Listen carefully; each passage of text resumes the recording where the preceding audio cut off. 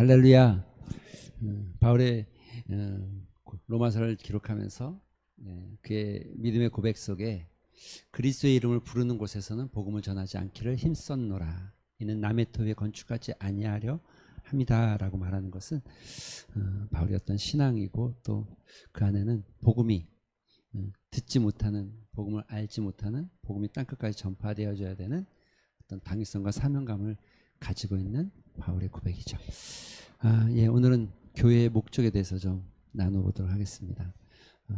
그래도 교회가 어떤 목적을 가지고 있는지, 어떻게 세워져야 하는지 짧게 나눠보도록 하겠습니다.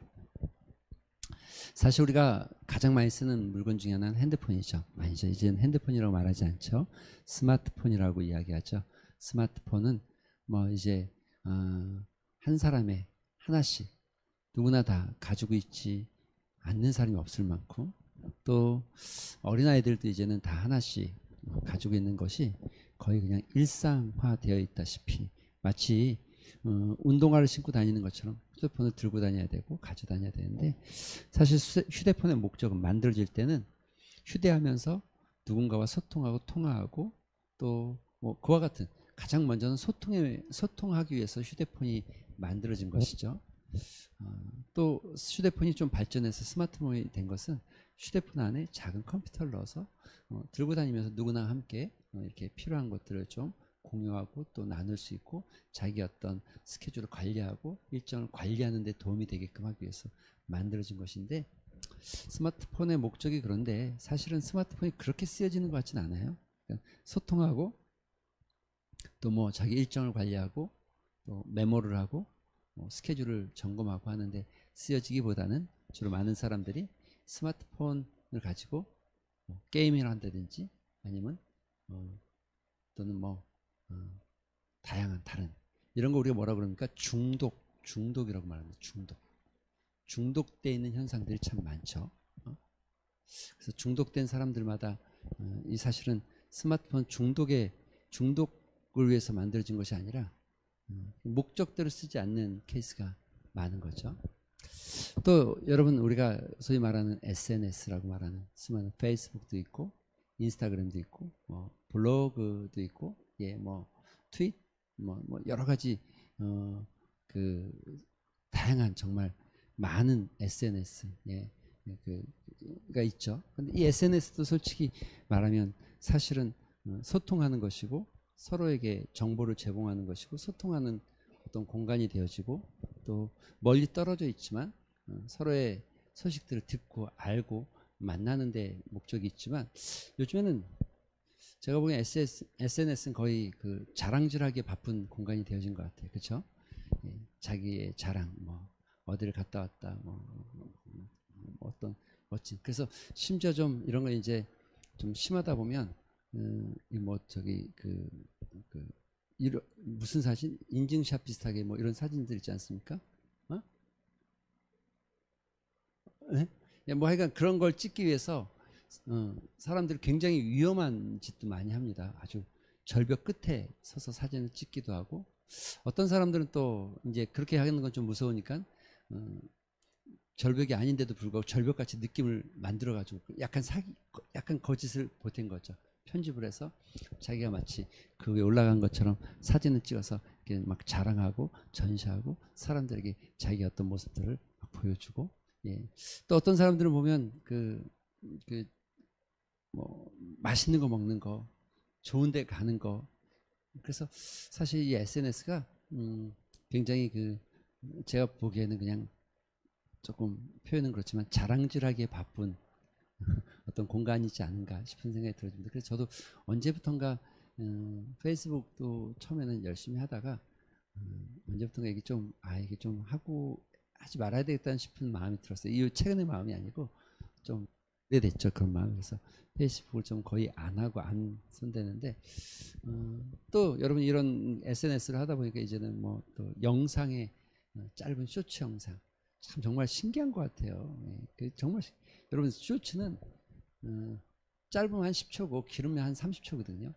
근데 10초, 30초짜리를 영상을 봤는데 이걸로 3시간을 보잖아요. 그렇죠? 왜 아닌 것처럼 또 그래요. 그렇게 하잖아요. 3시간 보잖아요. 솔직히. 그렇죠? 3시간만 봅니까? 4시간도 보고. 이거 10초마다 20초마다 이렇게 넘겨가면서 이거를 3시간을 본다니까요. 굉장한 거죠. 그 짧은 시간에. 목적에서 좀 벗어난 듯한, SNS의 목적은 그런 것이 아니죠. 근데 여러분 생각해 보십시오. 우리가 인생을 살아가다 보면 목적에서 좀 벗어난 것들이 많이 있죠. 목적에서 벗어났을 때 문제가 되는 거. 뭐든 어떤 거든 사실은 목적을 가지고 있지 않은 것들은 존재하지 않습니다. 하나님의 섭리세계에는요, 아주 부족해 보이고 필요 없어 보이는 것도 목적이 있어야 되겠죠.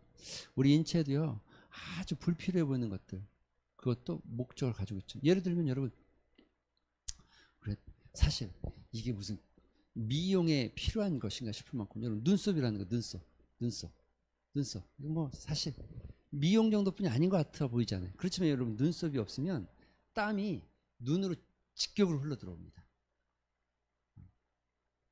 앞에 있는 이 눈 속눈썹도 이게 없으면 이 눈 감았다, 이게 작은 거지만 이 먼지를 막아주고, 심지어 우리가 콧 속 안에 있는 코털, 지저분해 보이지만 사실 그게 여러분 지저분해도 그게 없으면 안 되는 거예요. 그게 우리 신체에 들어가는 먼지를 막아주는 거예요. 모든 건 목적이 다 있죠. 목적이 없는 것은, 목적을 가지고 있지 않은 것은 존재의 가치가 없는 거죠. 의미가 없는 거죠. 존재의 의미가 없는 거죠. 우린 그런 거 어떻게 합니까? 여러분과 저는 너무 잘 알잖아요. 우리가 그런 건 어떻게 합니까? 주로 이렇게 이제 뭐 교회를 정리하다 보면, 이건 쓸 거야. 쓸 것 같아서 놔둬. 이건 쓸 목적이 있어. 이건 써야 될 때가 있어. 근데 1년이 지나고 2년이 지나고 3년이 지나고 4년이 지나고 5년이 지나도 안 쓰네요. 목적이 없네. 있을 것 같은데 없네. 그럼 어떡합니까? 가감하군요. 우리 심현주 집사님이 제일 가감한 것 같습니다. 바로 버려야 된답니다. 예. 제가 보기에 버리는 거는 여성분이 더 잘하는 것 같고 남성분들이 좀 못할 것 같은 마음이 들어집니다. 김미자 권사님 잘 버릴 것 같고 김재명 집사님 좀 못 버릴 것 같고 저도 저희 집에서 제가 좀 못 버릴 것 같고, 못 버리고 저희 집사님 좀 잘 버리는 것 같고, 어쨌든 버려야 되는 거잖아요. 안 쓰는 거 목적이 없잖아요. 이제 더 이상 존재의 목적이 없잖아요. 그래도 우리 혹시 목적이 생길까봐, 그죠? 생길까봐 놔두기는 하지만 목적이 진짜 없다라고 확인되면 어떻게 해야 됩니까? 버려야죠. 버려야 되는 게 맞습니다. 목적을 상실하면 버려야죠. 목적이 없으면 버려야죠. 그건 냉정한 게 아니라 극히 자연스럽고 당연한 겁니다. 또 하나, 여러분, 목적을 가지고 있는데 목적을 달성할 수가 없어요.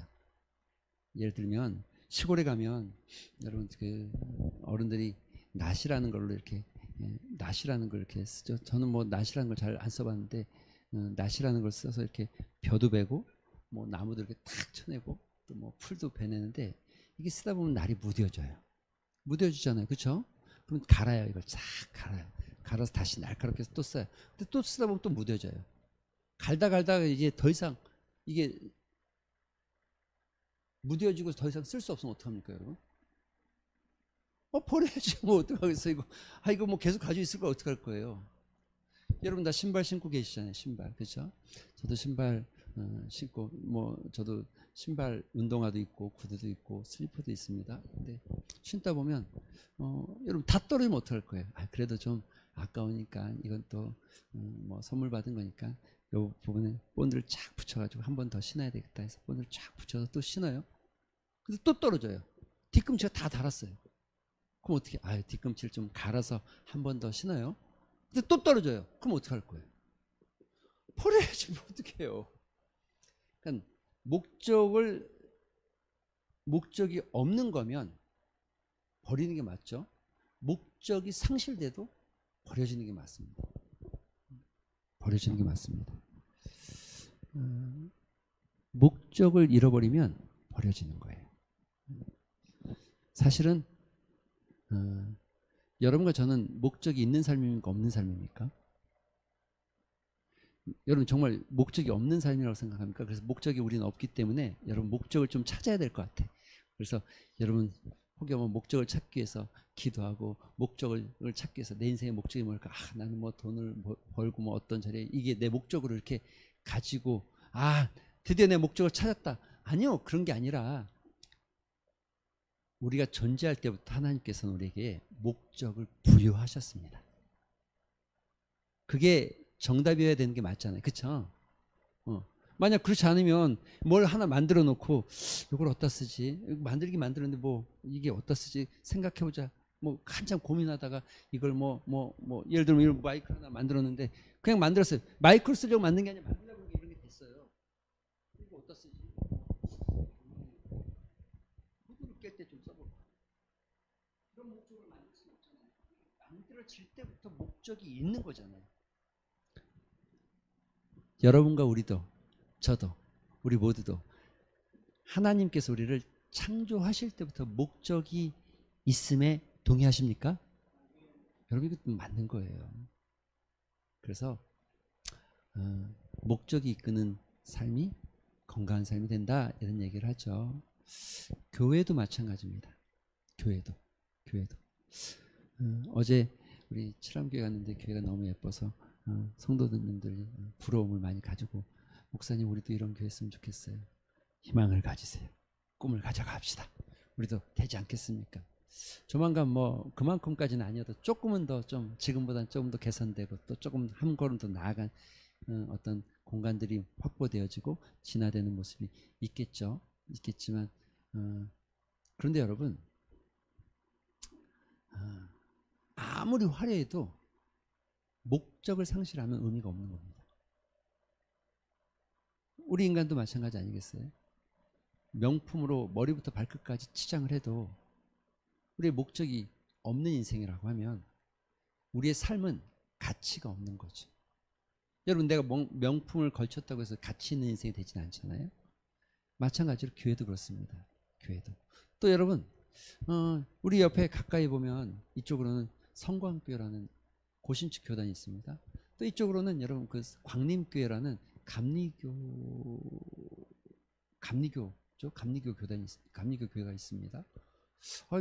저기도 교회도 있고 여기도 교회도 있는데 뭐 우리 교회가 여기 꼭 필요해? 이러면 이제 우리 목적이 없는 거죠. 성광교회는 성광교회대로 광림교회는 광림교회 우리 교회의 목적을 가지고 존재할 때 진짜 목적이 있는 거겠죠. 이런 목적을 가지고 살아갈 때 우리 교회의 목적이 뭔가 물론 이런 큰 아주 세부적인 목적을 우리가 이야기할 수는 없지만 교회를 향한 하나님의 목적이 뭘까? 큰 그림에서 우리가 좀 살펴보기를 원합니다. 첫 번째는 교회는 여러분 이건 아주 큰 하나님의 섭리와 역사와 계획 속에서 이해하셔야 합니다. 그러니까 하나님이 가지고 있는 영원한 목적과 그 영원한 목적 안에서 교회의 역할과 기원이 나오게 되는 거예요. 하나님께서 가지고 있는 단 하나의 목적 이게 뭐냐면 우리는 이걸 창조 언약이라고 합니다. 여러분 다 기억하시죠? 창세기 1장에 나와 있는 말씀입니다. 우리가 소위 이 창조 언약을 가리켜서 뭐라고 말하냐면 문화명령이라고도 이야기합니다. 들어보셨죠? 예. 이게 뭐냐면 자 같이 한번 읽어볼까요? 시작.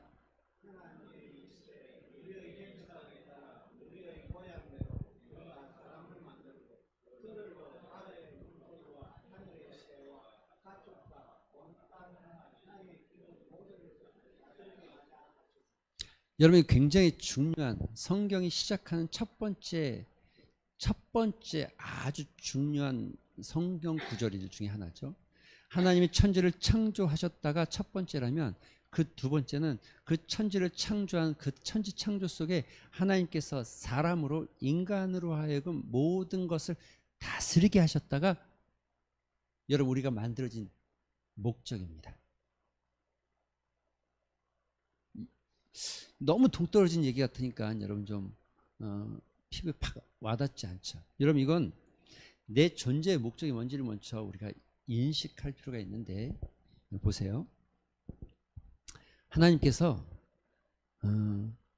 새도 만들고 물고기도 만들고 동물도 만들고 나무도 만들고 돼지와 이 모든 자연을 만들었어요. 만든 거예요. 그건 만든 거예요. 만든 거예요. 그런데 이 만들어 놓은 이것들을 관리하고 경작하고 다스리게 하기 위해서, 이 관리하고 경작하고 다스리는 일을 누가 원래 해야 합니까?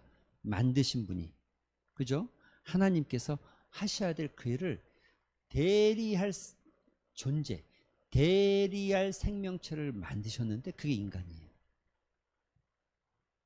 그게 인간이에요. 그래서 모든 것들을 만들고 하나님께서는 그 모든 것을 다스리라고 명령하고 있는 거예요. 다스려라. 권한을 주신 거예요. 다스려라. 주관하고 다스려라. 좀 더 구체적으로 이게 28장엔 이렇게 나와, 28절에 이렇게 나와, 27절에 이렇게 나와 있죠. 하나님이 그들에게 복을 주시며, 자, 여러분 여기서 아주 중요한 키워드 두 번째. 여러분 복이 뭐예요? 복이 복. 우리는 자꾸 복을, 이게 우리의 생각이, 제가 설교 중에 자주 얘기하지만 우리의 생각이 자본주의에 너무 익숙해 있어서 복이라는 걸 반드시 어떤 물질과 풍요와 이 풍부함, 많은 것과 자꾸 연관 지으려는 이 보이지 않는 습성이 우리 안에 있어요. 그래서 복이라고 말하면 물질적으로 뭔가 많이 가져야 되고 뭔가 이루어야 되고 이런 걸 복이라고 말하는데, 여러분 하나님이 복을 주셨어요. 복을 주셨는데 이 성경에는 복을 주셨는데 여기는 아무것도 없어요. 예를 들어 복을 주셔서 어떤 풍요한 물질을 부어줬다든지 어떤 뭐가, 여러분 지금 하나님 복 주신 복이 뭡니까? 하나님이 주신 복, 그 핵심은 하나님께서 내가 다스려야 될 나의 권한을, 이 땅을 다스릴 수 있는 권한을 너에게 준다는 거예요. 너에게. 이게 복이에요. 쉽게 얘기하면 내가 왕이 나라를 다스리는데 왕자에게 얘따 먹고 떨어져라 한 식으로 한 금덩이 한 10개 띄어서 너 가져가 하고 끝내버리고 내보낸, 이게 금을 준 게 복이 아니라 왕이 가지고 있는 권한을 왕자에게 물려준 거, 이거예요. 이걸 복이라고 지금 말하고 있는 거예요. 그 복을 받은 이는 그 복이 어떤 거다? 그래서 그 복을 받은 이들은 이렇게 말하는 거죠. 생육하고 번성한다. 생육하고 번성한다. 여러분 생육하고 번성한다는 의미에는 하나님의 자녀의, 하나님의 어떤 권세를 받은, 하나님의 어떤 다스림의 권세를 부여받은 하나님의 백성들이 이 땅을 충만하게 차지하고 다스리게끔 하기 위해서 생육하고 번성해야 될 복. 여러분 우리가 다스린다는 거는 우리가 이 땅을 다스리기 위해서 첫 번째 해야 될 게 뭐냐면 생육하고 번성하는 일입니다. 그리고 생육하고 번성하는 일이 하나님이 우리 인간에게 주신 복입니다. 이게 너무 막 2000년 전, 3000년 전 이야기가 자꾸 되죠. 왜냐하면 요즘 보세요. 애 안 낳는 게 좋은 것 같고 결혼 안 하는 게 복스러운 것 같고, 내가 내 돈 벌어가지고 뭐하러 힘들게 사냐. 그냥 한평생 먹고 싶은 거 먹고 보고 싶은 거 보고 놀고 싶은 거 놀다가 가면 되는 게 인생이지라고 생각하는 게 지금 우리가 살고 있는 시대다 보니까 생육하고 번성한다는 게 이 결혼의 가치가 얼마나 퇴색되어지고 얼마나 가치 없는, 정말 인생에 있어서 결혼이라는 게 요즘은 얼마나 가치 없이 여겨지는지 모르겠어요. 어제 박기로 집사님, 이상민 권사님 가정에 결혼식 하게 되어져서 정말 감사하고, 또 어쨌든 제가 이 진주 중앙교회 와서 결혼식에 여러 번 참여했고, 결혼식 그냥 축하 하객으로 간 거 말고 몇 번의 결혼식을 참여했는데 기독교 예식으로는 처음 드린 거예요. 진주 중앙교회에서. 기독교 예식으로는 처음 드린 거예요. 기독교 예배로는 처음 드렸어요.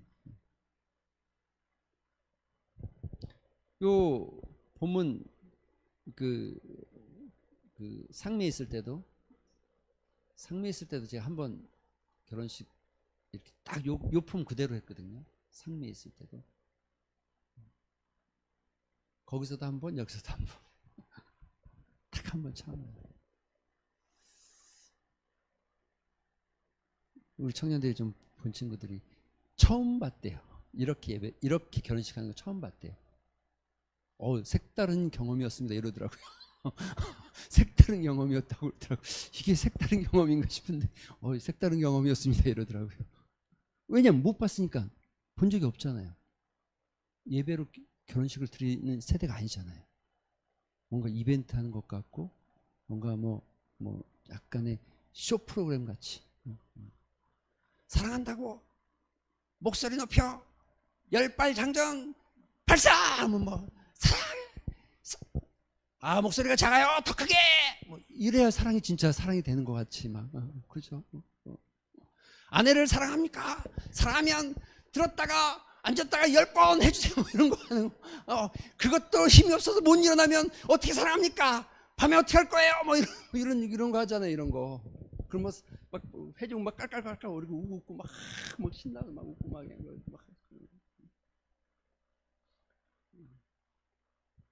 그럼 굉장히 결혼식 잘한 것처럼. 그렇죠? 생육하고 번성하는 일. 여러분 이게 이제 교회랑도 연결이 되어 있기 때문에 교회의 존재 목적 나중에 이렇게 연결이 되죠. 교회도 마찬가지입니다. 교회가 해야 될 가장 중요한 일은 생육하고 번성하는 일입니다. 하나님 우리가 주 안에서 교제하고 아름답고 친밀하게 지내기를 원하십니다.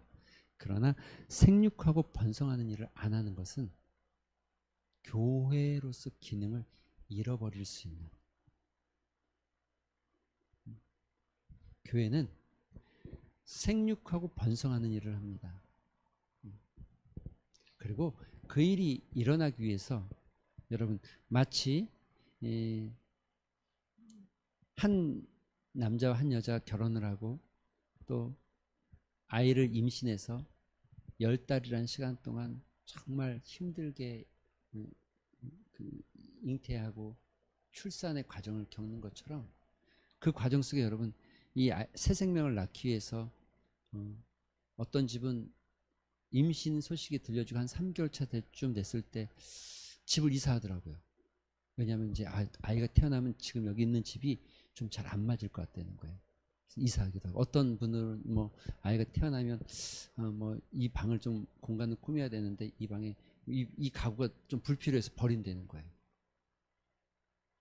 지금 당장 새 생명이 탄생되어지지 않았어도 새 생명의 탄생을 맞춰서 또 그 목적을 맞춰서 꾸준히 가고 있는 게 가정이고 자녀인 것처럼 교회는 여러분 매주 우리 안에서 어떤 새 생명이 탄생되면 이건 놀라운 은혜고 복이죠. 그렇지만 그렇지 않다 할지라도 우리의 초점과 방향은 흐트러지면 안 됩니다. 교회가 존재해야 될 목적 첫 번째는 생육하고 번성하고 땅에 충만한 거, 땅을 정복한다는 게 다스리는 거죠. 여러분 다스려야 돼요. 땅을 정복하고 다스리는 거. 근데 이 다스리는 게 하나님의 말씀과 하나님의 섭리가 이 땅을 다스리게끔 해야 되는 거잖아요. 하나님의 말씀과 하나님의 섭리가. 다른 말로 하면 이거를 우리 기준으로 뭐 세상은 용납하지 않는다 할지라도 하나님이 선이라면 하나님의 선으로 이 땅이 다스려져야 되는 거예요. 정복되어져야 되는 거예요. 그러니까 성경의 가치와 하나님의 가치관으로 이 땅이 다스려져야 되고 정복되어져야 가는 거예요. 그게 하나님께서 인간을 창조한 목적이죠.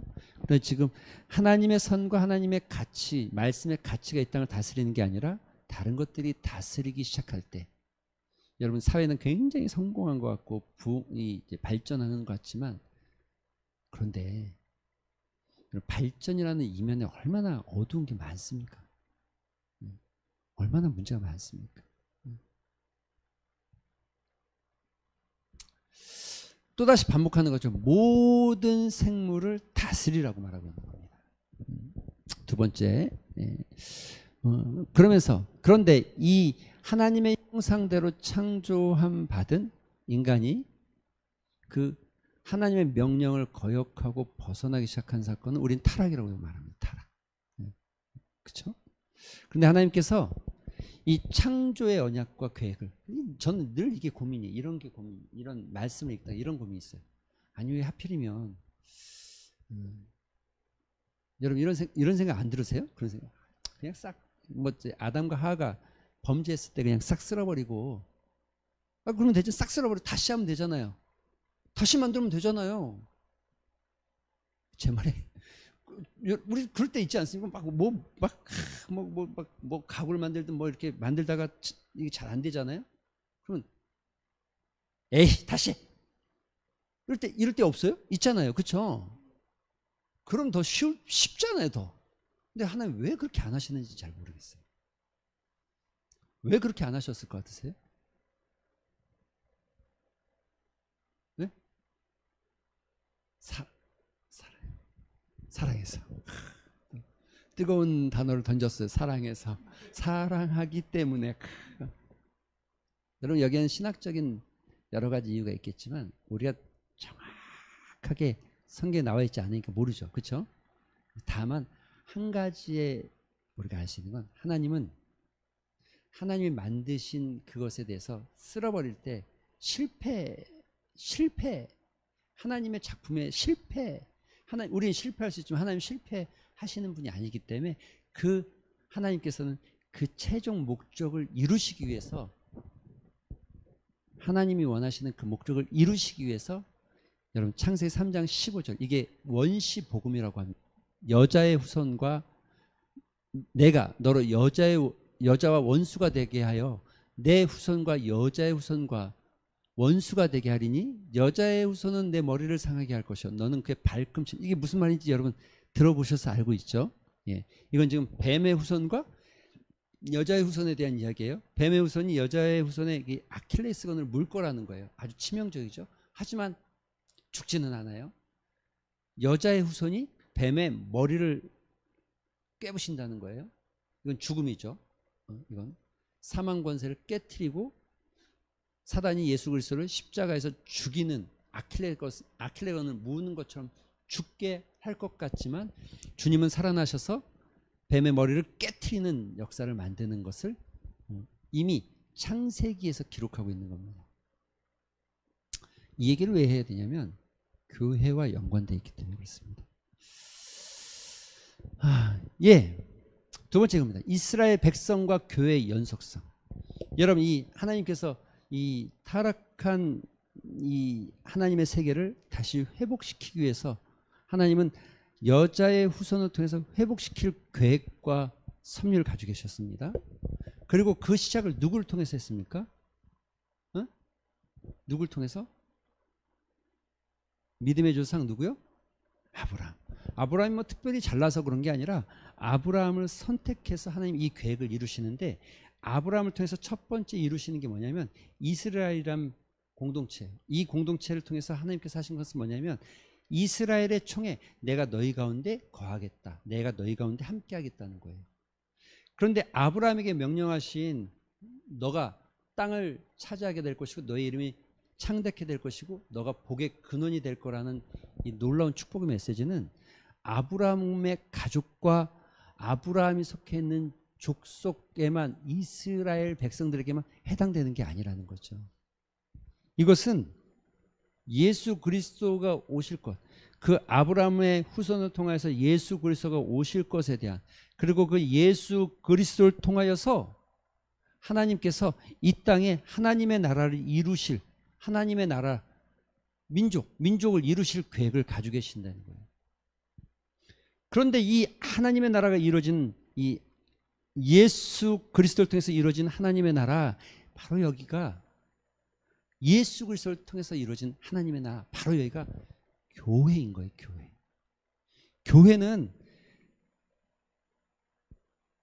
그냥 세상의 공동체가 아니라 하나님의 계획과 하나님의 구속의 역사를 이루어가는 아주 중요한 공동체라는 거예요.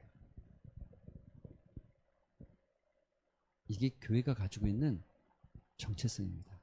교회는 그냥 막연하게 좋은 사람들 모여 있는 곳이 아니라, 그냥 모여서 뭔가 하는 게 아니라, 교회를 통해서, 아브라함을 통해서 여러분 이스라엘 공동체를 회복시키고, 또 이스라엘 총회, 내가 거기 가운데. 그래서 여러분 성경에 이렇게 기록되어 있잖아요. 여러분 보세요.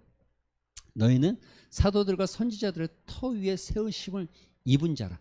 그리스도께서 친히 모퉁이 돌이 되셨고, 여러분 모퉁이 돌이 되셨고, 사도들과 선지자들의 터 위에 세워진, 사도들과 선지자들의 터, 사도들과 선지자들, 그들이 말하는 게 뭡니까? 구속의 역사를, 예수 그리스도 하나님의 역사, 하나님께서 말씀하신 이 땅에 복음이 어떻게 증거되어지고, 하나님의 구속의 역사가 이 땅에 어떻게 선포되어지고, 하나님께서 이 땅을 어떻게 회복시키실 것에 대한 거룩한 역사를 선포한 이야기들, 사도들과 선지자들의 터 위에 세워져서 그리스도 예수께서 모퉁이 돌이 되셔서, 그리고요 그 안에서 건물마다 서로 연결하여 주 안에서 성전, 주 안에서 성전, 이게 구약으로는 성전, 그냥 이스라엘 공동체 안에 성소와 지성소를 가리키는 성전을 가리키는 거예요. 성전.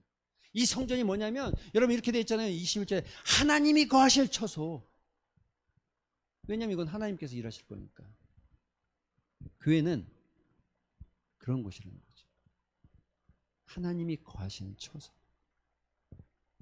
아무리 화려한 교회라고 할지라도요, 하나님이 거하시지 않는 곳은, 하나님이 없는 것은 교회가 아닙니다. 여러분 정말 같이 허름해 보이고 저 시골 골짜기에 작은 교회라 할지라도 하나님의 거하시는 처소, 예수 그리스도의 십자가로 세워진 교회. 이 교회의 역할은 단순히 그냥 이 땅에서 믿는 사람들이 모여서 예배한다 정도가 아니라, 이거는 하나님의 구속의 계획 속에 인류 역사를 관통하고 있는, 창세 때부터 지금까지 관통해 내려오고 있는 하나님의 구속의 역사를 이루어가는 아주 중요한 기관이라는 거예요.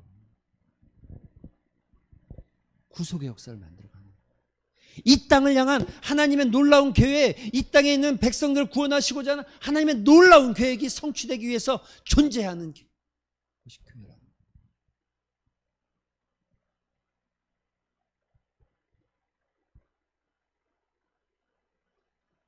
여러분 하나님께서 세우신 이 땅의 이 천지, 이 에덴 동산, 이 만물을 다스리게 하시고, 이 깨어진 이 파괴된 세계를 다시 회복시키시고, 잃어버린 백성들을 다시 찾아서 하나님 나라가 이루어지게 하는 거룩한 도구의 교회가 존재한다니까. 교회가요. 이게 교회의 역할이에요. 교회.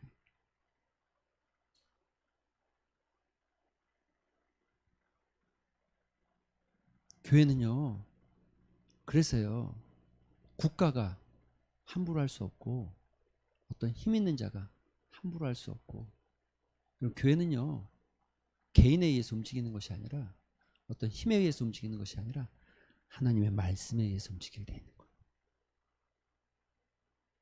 여러분, 우리 교회가 이런 정체성을 가지고 있지 않다고 하면, 여러분 우리는 이런 마음이 늘 들어져요. 화려한 교회 가면 부럽고, 부러울 수 괜찮아요. 그럴 수 있죠. 조금 더 나은 거 부러워하는 게 당연하죠. 다만 그 부러움이 지나쳐서, 여러분 우리가 가지고 있는 교회의 어떤 정신과 가치를 잃어버리기 쉬워요. 그래서 사람들은 서로 비교하고 재고 따져보고 외모를 판단하지만, 회칠한 무덤 같은 것이 아니라 정말 하나님의 역사를 만들어가는 교회, 한 생명을 위해서 최선을 다하는 교회. 여러분 이 거룩한 역사를 만들기 위해서 하나님께서 존재하신 두 가지 계명이 있죠. 이 거룩한 역사를 만들기 위한 하나님의 방법, 그것이 하나는 우리가 너무나 잘 같이 한번 읽어볼까요? 시작.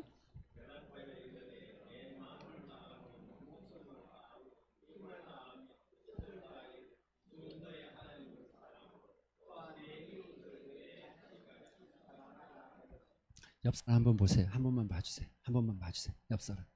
정말로 진짜 눈이 막 반달 모양처럼 착 되면서 마음에 따뜻한 마음으로 아주 내 평생 가장 부드러운 목소리로 사랑해요라고 한번 해보세요. 사랑해요. 좀 해보세요. 이게 왜 안 되냐고.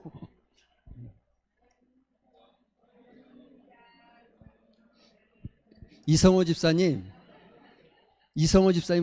옆에 좀 사랑해요 좀 해보세요. 눈만 말뚝말뚝 계시지 마시고 좀. 여러분, 이게 이 가치가, 여러분 다시 말하자면 이 사랑이란 가치가 우리가 자꾸 이게 훼손되는 이유가 뭐냐면, 이 사회에서 만드는 또 드라마나 어떤 영화나 어떤 뭐 이런 데서 보여주는 사랑이라는 걸 자꾸 보여주는데, 그런 조금 무늬만 사랑 같은 것들이 우리가 교회의 사랑을 이야기할 때 그런 상상을 하기 때문에 이 교회가 가지고 있는 사랑의 가치가 별거 아닌 것 같고 굉장히 그런데 여러분, 교회가 말하는 사랑은 반드시 따라오는 게 십자가잖아요.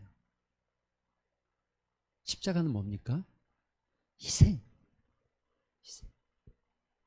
어제도 그 믿음, 소망, 사랑에 대해서 말씀을 준비하면서 꼭 그렇게 되길 소망하는 마음. 여러분, 그런 가정들이 많아요. 젊은 친구들 중에 여자가 남자 형제에게 난 당신을 보면 더 이상 떨리지 않고 두근거리지도 않고 난 당신을 살 의미가 별로 없어. 이렇게 이혼한 가정 없습니까? 많잖아요. 남자도 마찬가지입니다. 남자도. 근데 그건 사랑 속에 있는, 사랑을 좀 풍부하게 만드는 감정이라는 것의 아주 작은 일부분일 뿐이죠. 사랑은 희생이라는 아주 큰 희생과 함께 비례하게 돼. 사랑의 가치는 희생과 함께 비례하게 되어 있는 거예요.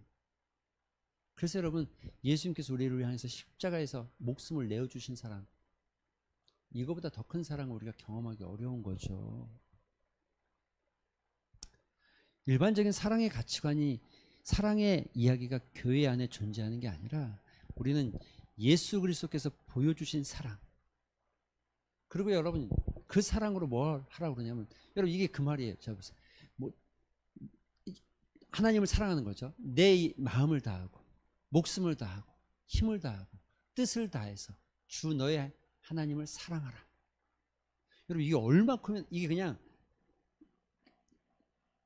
마음을 다하고 목숨을 다하고 힘을 다하고 뜻을 다했다, 이 네 가지를 말하는 이유는 네 가지가 아니라 온전히 완전한 걸 이야기하는 거예요. 그런데 저게 이제 또 두 번째가 이거예요. 보세요. 이 말씀을 그대로 보셔야 돼요. 주 너의 하나님을 사랑하고 또한 너의 이웃을 너의 자신같이, 내 자신같이 사랑하라. 또 여러분 이렇게 말하죠. 새 계명을 너희에게 주니 서로 사랑하라. 내가 너희를 사랑한 것 같이 너희도 서로 사랑하라. 자, 여러분 우리가 하나님을 사랑해요. 어떻게 해요? 예, 목숨을 다하고 마음을 다하고 목숨을 다하고 힘을 다하고 뜻을 다해서 하나님을 사랑해요. 그런데 그 하나님을 사랑하는 그 하나님을 사랑하는 하나님을 사랑하는 증명할 수 있는 게 뭐냐? 여러분, 내 목숨을 다해서 하나님 사랑했어요. 어떻게? 자, 물어보세요. 마음을 다해서 하나님 사랑했어요. 어떻게? 또 여러분, 우리가 힘을 다해서 하나님 사랑했어요. 어떻게 사랑했는데? 그래서 그걸 증명하는 게 너의 이웃을 사랑하는 거예요. 그걸 증명해내는 게 이웃을 사랑하는 거예요. 하나님을 목숨을 다하고 힘을 다하고 정말 우리가 뜻을 다하고 마음을 다해서 하나님을 사랑한다라고 한다면 그 사랑이 증명되는 통로가 이웃을 사랑하는 거예요. 여러분 이게 지금 세상에서 말하는 사랑하고 어떻게 똑같을 수 있어요? 다르겠어야죠. 두 번째, 우리가 기억해야 될 두 번째는 이겁니다. 화목과 연합입니다. 연합. 여러분 이게 화목과 연합이라는 게 단합하는 거, 그냥 우리 어떤 이해에 따라서 서로 모여지고 어떤 서로의 어떤 뭐 필요에 의해서 모여지는 이런 연합, 이런 단합을 이야기하는 게 아니라, 여긴 그래서 이렇게 돼 있죠. 같이 한번 읽어볼까요? 시작.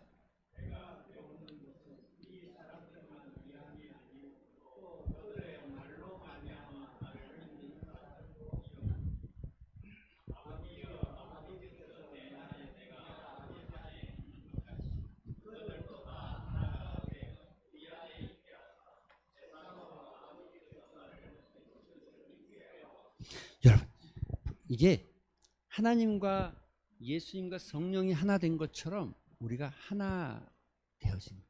근데 이 말씀 안에 이런 의미가 있는 거예요. 하나님이 여기 계시고 우리가 이 밑에 이렇게 퍼져 있는 거예요. 밑에. 그런데 이 하나님이 여기 있잖아요. 그래서 구태원도 하나님을 바라보고, 정기영 장로님도 하나님을 바라보고, 최양숙 집사님도 하나님을 바라보고 나아가기 시작해요. 여러분, 우리가 하나 되어지는 거, 그리스도 안에서 하나 되어지는 거, 그리스도를 중심으로 하나 되어진다는 게 이런 거예요. 우리가 옆으로 바라보면서 서로의 필요를, 서로의 요구를, 서로의 니드를 채워줘 가면서 하나 되어지는 거, 이런 거가 아니라 그리스도를 바라보고 하나 되기 시작할 때. 세상도 하나 되려고 합니다. 하나 된다는 가치가 세상에도 굉장히 소중해요. 그런데 그들이 말하는 가치와 우리가 말하는 가치는 다른 겁니다. 그런 구조적으로 완전 다른 의미입니다. 아버지께서 내 안에 있고 내가 아버지 안에 있는 것처럼 그들도 다 하나가 되기를 원합니다. 하나가 되기를. 교회는 그래서 하나인 거예요. 하나가 되어지기 시작해야 되는 거죠. 뭘로요? 예수 그리스도를 사랑하고 우리가 예수 그리스도를 바라보면서 서로 하나가 되어져야 하는 거죠. 옆 사람 한번 보시기 바랍니다. 한번 보시기 바랍니다. 당신이 나고 내가 당신입니다. 같이 시작. 이걸 웃으면서 얘기하면 안 돼. 이건 조금 진지하게 해야지. 웃으면 너무 장난 같잖아요. 다시 한번 우리 당신이 나고 내가 당신입니다. 시작. 여러분, 우리 교회는 하나 되어져요. 근데 놀라운 건 이거예요. 이렇게 우리가 예수님 중심으로 하나가 되어질 때, 여기에는 사랑이 있겠죠. 하나가 되어질 때 사람들은 우리를 보면서 하나님을 보게 되어지고 하나님을 믿게 되어진다는 거예요. 이게 신비죠. 우리 안에 그런 교회로 회복되어지는 은혜가 있기를 소망합니다. 같이 한번 마지막 읽어볼까요? 시작.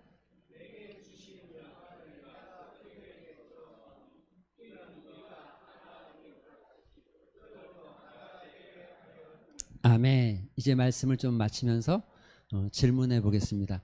같이 한번 읽어볼게요. 시작.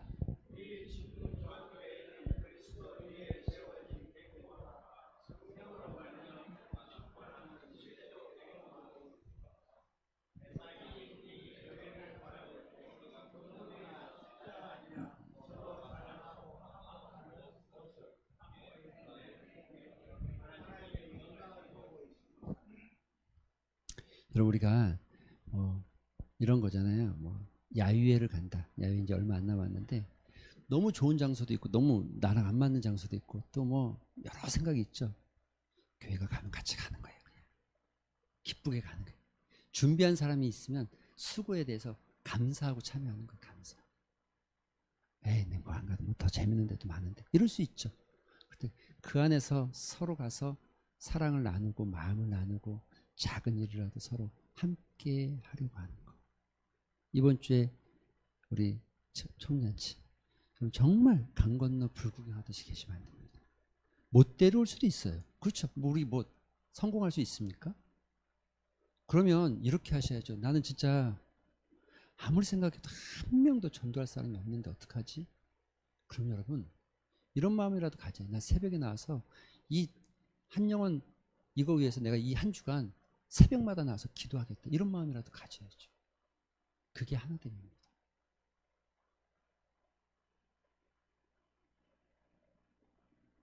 내가 새벽마다 나와서 기도하겠어.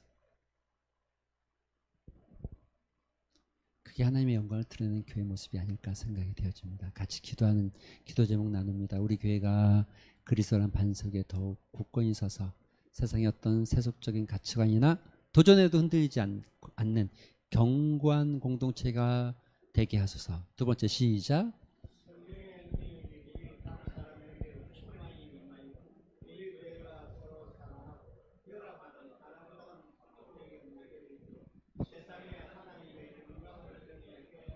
같이 기도 제목 가지고 기도하는 시간 같습니다. 기도하겠습니다. 아버지 하나님 감사합니다.